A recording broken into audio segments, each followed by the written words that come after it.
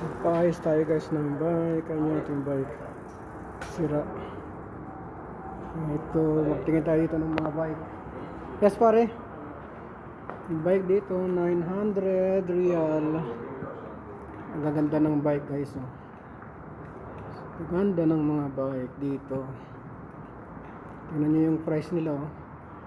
3,300 real. Uy, nasa 50k na guys. Ayan, mas mahal pa to. 3,800. O, times mo yun sa 15. Ang laki. Sobra. Mahigit 50,000. Wow. So, tingnan nga natin yan. Gaano kaganda. Sobra mahal. Yung mga bike. Ganda guys.